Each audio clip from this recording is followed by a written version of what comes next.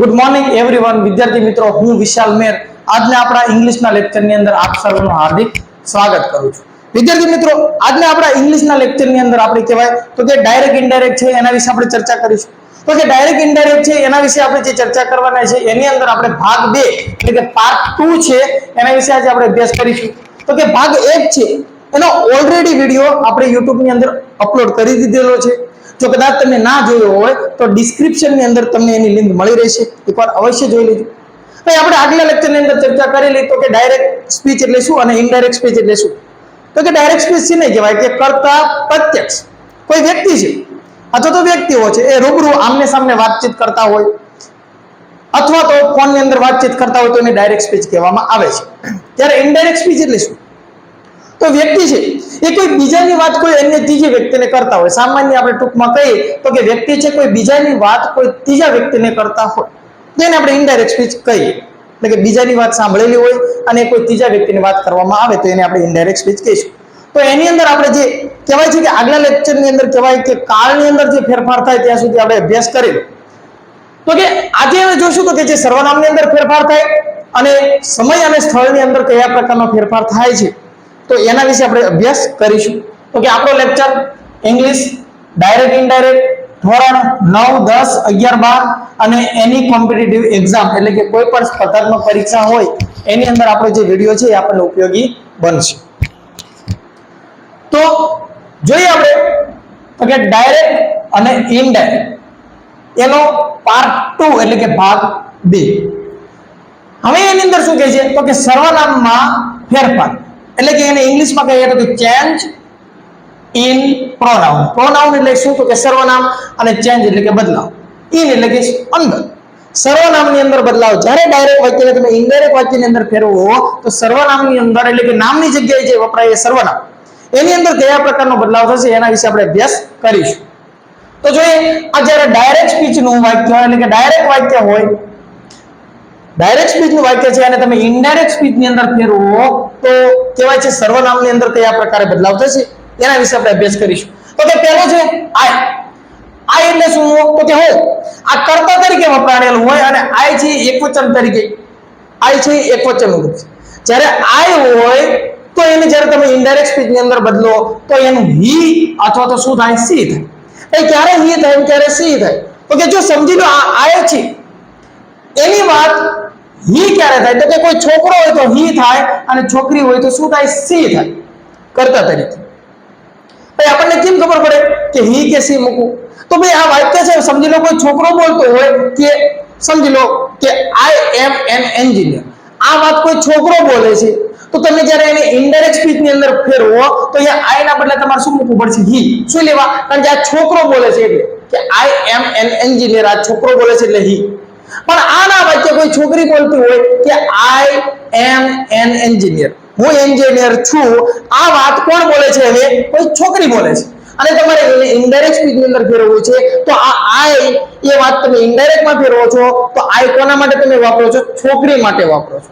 કારણ કે છોકરી એન્જિનિયર છે એની વાત અત્યારે થાય છે તો એ છોકરી માટે તમે કયો શબ્દ વાપરશો? સી. આ જ્યારે આગળ વાક્ય આવશે ત્યારે વધારે ખ્યાલ આવે, અત્યારે તો ટકો ના જ પડે. હવે મી એટલે શું થાય તો કે મને, મી એટલે મને. હવે આ કર્મનું રૂપ છે. હવે આ ડાયરેક્ટ સ્પીચ ની અંદર જ્યારે મી હોય તમે એને ઇનડાયરેક્ટ સ્પીચ ની અંદર ફેરવો તો એના માટે શું કરવું પડે? હિમ કરવું પડે અથવા તો હર કરવું પડે. ભાઈ હિમ ક્યારે થશે તો કે કોઈ આજે આપણે ઉપર જોયું એમ જ તે જ્યારે કર્તા તરીકે જો સોરી આ મી એ કર્મ તરીકે તમે યુઝ કરો તો છોકરો હોય તો હિમ મૂકવાનું અને કર્મ તરીકે યુઝ કરીએ ત્યારે જો છોકરી હોય તો એના માટે શું મૂકવાનું? હર મૂકવાનું. ભાઈ માય એટલે શું થાય તો કે મારું, માય એટલે શું થાય તો કે મારું. ભાઈ આ સંબંધ દર્શાવે છે, સંબંધવાચક કહેવાય, સંબંધ દર્શાવે છે. અને આ મારું એ શબ્દ કોઈ છોકરા માટે યુઝ કરતા હોય તો હિઝ, પુરુષ માટે યુઝ કરતા હોય તો હિઝ અને જો કોઈ છોકરી માટે વપરાતું હોય તો હર થશે. ભાઈ અહીંયા આ કહેવાય છે આ કર્મનું અને આ સંબંધક નાઉન, કર્મ તરીકે અને સંબંધક નાઉન આ છોકરી માટે તો બે સેમ જ થાય છે. આગળ જોઈએ માઇન. માઇન એટલે પણ શું થાય તો કે મારું જ કહેવાય છે, મારું. ભાઈ કોઈ છોકરા માટે જ્યારે માઇન આપેલું હોય છોકરા માટે યુઝ કરવું તો એના માટે હિઝ જ થશે.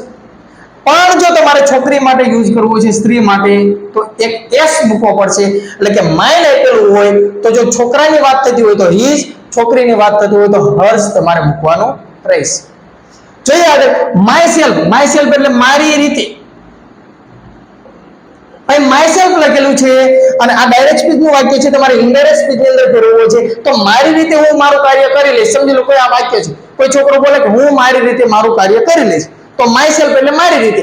જો આવું વાક્ય કોઈ છોકરો, ભાઈ આ તો ઉદાહરણ છે, પણ મારી રીતે એવો તમારે અર્થ કાઢવો હોય જ્યારે પણ, તો એ જો કોઈ છોકરા માટે તમારે શબ્દ કાઢવો હોય તો હિમસેલ્ફ કહેવાય, અને છોકરી માટે કોઈ શબ્દ તમારે કાઢવો હોય તો એના માટે શું યુઝ થશે?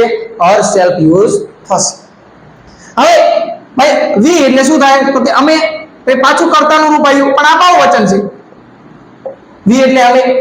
હવે આ ડાયરેક્ટ સ્પીચ નું વાક્ય તમે ઇનડાયરેક્ટ ની અંદર ફેરવો તો વી નું શું થઈ જશે? ધ્યેય થઈ જશે. કારણ કે આપણે વાત કોની કરતા હોઈશું? બીજા લોકોની વાત કરતા હોઈશું. એટલે શું મૂકશું? ધ્યેય. ધ્યેય એટલે શું થાય છે? તો કે તેઓ. આગળ જોઈએ પછી અજ, આપણે વી નું કર્મનું રૂપ થયું. અજ એટલે કે અમને. ભાઈ અજ આપેલું હોય છે ડાયરેક્ટ સ્પીચ ની અંદર, તમે એને ઇનડાયરેક્ટ સ્પીચ ની અંદર ફેરવો તો કે એના માટે તમારે શું મૂકવું પડશે? ધેમ. ધેમ એટલે શું? તો કે તેઓને. કોને? તો કે તેઓને. એટલે અજ નું શું થશે? ધેમ થશે. ત્યાર પછી ડાયરેક્ટ સ્પીચ ની અંદર અવર આપેલું છે, અવર એટલે કે અમારું. હવે તમે એને ઇનડાયરેક્ટ સ્પીચ ની અંદર ફેરવો તો તમારે શું લખવું પડશે? ધેર. ધેર એટલે પણ શું થાય? તો કે તેઓનું. ધેર એટલે શું થશે? તેઓનું. એટલે કે ડાયરેક્ટ સ્પીચમાં અવર હોય તો ઇનડાયરેક્ટ સ્પીચ ની અંદર શું થશે? ધેર થશે. ત્યાર પછી અવર્સ, ભાઈ અવર્સ એટલે પણ શું થાય? તો કે અમારું જ થશે. એનો અર્થ પણ આ સંબંધ દર્શાવે છે એક પ્રકારે. અવર્સ એટલે અમારું. તમે એને ઇનડાયરેક્ટ સ્પીચ ની અંદર ફેરવશો તો કે ધેર્સ થશે. ધેર્સ એટલે શું? તો કે તેઓનું.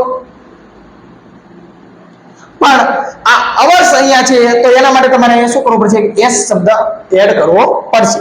અવર એટલે પણ અમારું, તો કે ધેર એટલે તેઓ. અવર્સ એટલે અમારું, તો કે ધેર્સ એટલે તેઓ. આ ડાયરેક્ટ સ્પીચ છે, આ ઇનડાયરેક્ટ સ્પીચ છે. પછી અવર સેલ્ફ. અવર સેલ્ફ એટલે કે અમારી રીતે.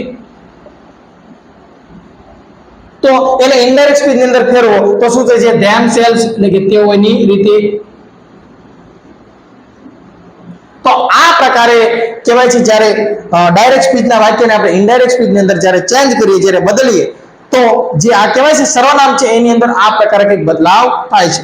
ભાઈ અત્યારે તો આ વસ્તુ એમનામ ખ્યાલમાં ન આવે, કારણ કે આ પેલા સર્વનામનો કોષ્ટક છે એ સમજવો ખૂબ જરૂરી છે. તો કદાચ તમને આવડતો હશે તો આ સમજવું ખૂબ જરૂરી છે. ત્યાર પછી હવે કહેવાય તો કે હવે કહેવાય જે સમય અને સ્થળની અંદર કયા પ્રકારનો બદલાવ થાય. કોઈ સમય હોય અથવા તો સ્થળ હોય એની અંદર જ્યારે ડાયરેક્ટ વાક્યને ઇનડાયરેક્ટ ની અંદર લઈ જઈએ ત્યારે કયા પ્રકારનો બદલાવ થાય એ જોઈશું. તો કે આ ડાયરેક્ટ સ્પીચ નું વાક્ય છે અને આ ઇનડાયરેક્ટ સ્પીચ નું વાક્ય છે. તમારે ડાયરેક્ટ સ્પીચ નું વાક્ય છે ઇનડાયરેક્ટ માં લઈ જાઓ તો હિયર લખ્યું હોય એનું શું થશે? ધેર થશે. પણ હિયર એટલે શું થાય? તો કે અહીંયા. અને ધેર એટલે શું થશે? તો કે ત્યાં. અહીંયાનું ત્યાં કરી દેવાનું. આ ડાયરેક્ટ સ્પીચ નું વાક્ય છે, આ ઇનડાયરેક્ટ સ્પીચ નું વાક્ય છે. પછી યસ્ટરડે લખ્યું હોય ડાયરેક્ટ સ્પીચ ની અંદર શું લખેલું હોય? યસ્ટરડે એટલે કે ગઈકાલે. તો તમે એને ઇનડાયરેક્ટ માં ફેરવો તો તમે બે શબ્દ લખી શકો છો. એક લાસ્ટ ડે પણ લઈ શકો, લાસ્ટ ડે એટલે કે વીતેલો દિવસ, અથવા તો તમે પ્રીવિયસ ડે પણ લખી શકો છો, એટલે કે ગઈકાલ, વીતેલો સમય. તો જ્યારે યસ્ટરડે આપેલું હોય ડાયરેક્ટ સ્પીચમાં અને એને ઇનડાયરેક્ટ સ્પીચ ની અંદર બદલો તો લાસ્ટ ડે અથવા તો પ્રીવિયસ ડે લખી શકીએ છીએ. ત્યાર પછી જોઈએ ભાઈ નાવ લખેલું હોય તો એનું તમે શું લખશો? ધ્યાન લખશો. ભાઈ નાવ છે અથવા તો જસ્ટ લખેલું હોય આ શબ્દ પણ આવે. ડાયરેક્ટ સ્પીચ ની અંદર તો આપણે લખેલું ઓછું પડે, એટલા બધા શબ્દો છે, એટલા બધા શબ્દો સમજવા જરૂરી છે. પણ આપણે જે જરૂરી છે એટલે વસ્તુ આપણે લઈશું. તો કે નાવ લખેલું હોય તો એનું શું થશે? ધ્યાન થશે. અથવા તો જસ્ટ લખેલું હોય તો એનું પણ શું થશે? ધ્યાન થશે. ભાઈ નાવ એટલે અત્યારે જ, તે જસ્ટ એટલે કે હમણાં જ, અને ધ્યાન એટલે શું આપણે કહીએ તો કે પછી. ધ્યાન એટલે શું થાય? પછી. અને યાદ રાખજો આ ધ્યાન એટલે શું થાય? આ THAN. આ ધ્યાન એટલે કે ના કરતા. જ્યારે ડિગ્રી આપણે ભણવાની થાય કમ્પેરેટિવ ડિગ્રી, તો એની અંદર આ ધ્યાન છે એ શબ્દ યુઝ થાય છે. આ ધ્યાન એટલે કે ના કરતા, અને આ ધ્યાન એટલે શું? તો કે પછી. અહીંયા જો ઈ છે, અહીંયા એ છે, એ ખાસ ધ્યાન રાખજો. ત્યાર પછી જોઈએ તો કે ધ લાસ્ટ ડે, ભાઈ લાસ્ટ ડે છે ઇનડાયરેક્ટ સ્પીચ છે અને એને તમે સોરી ડાયરેક્ટ સ્પીચ છે એની અંદર તમને લાસ્ટ ડે શબ્દ આપેલો છે અને તમારે ઇનડાયરેક્ટ સ્પીચ ની અંદર લઈ જવું હોય તો ધ ડે બિફોર તમે લખી શકો છો. ધ ડે બિફોર એક દિવસ પહેલા. હવે તમને ધીસ આપેલું હોય તો એનું શું થશે? ધેટ થશે. ભાઈ આ ધીસ શું છે? એટલે કે એક વચન છે. ધીસ એટલે કે આ, ધીસ એટલે આ અને એક વચનનું રૂપ છે એને ઇનડાયરેક્ટ માં ફેરવો તો આનું શું થશે? ધેટ એટલે પહેલું. આ કયું રૂપ છે? એક વચનનું રૂપ છે. હવે તમને આ ધીસ આપેલું હોય તો કે આ ધીસ એટલે પણ શું થશે? આ અને આ કયું શબ્દ છે? બહુવચન તરીકે વપરાય છે તો કે ધીસ નું શું થશે? ધોસ થશે. ધોસ એટલે કે પહેલું, બહુવચન તરીકે વપરાય છે.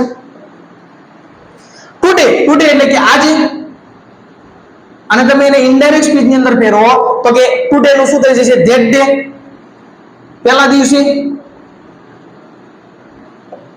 ધેટ એટલે પહેલો, ડે એટલે દિવસ. પછી ટુનાઇટ આપેલું હોય તો આ ટુનાઇટ નું શું થઈ જાય? That night. પછી ટુનાઇટ એટલે આજે અને ધેટ નાઇટ એટલે કે પહેલી નાઈટ. પછી ટુમોરો, ટુમોરો ને આપણે શું કહીશું? આવતીકાલ.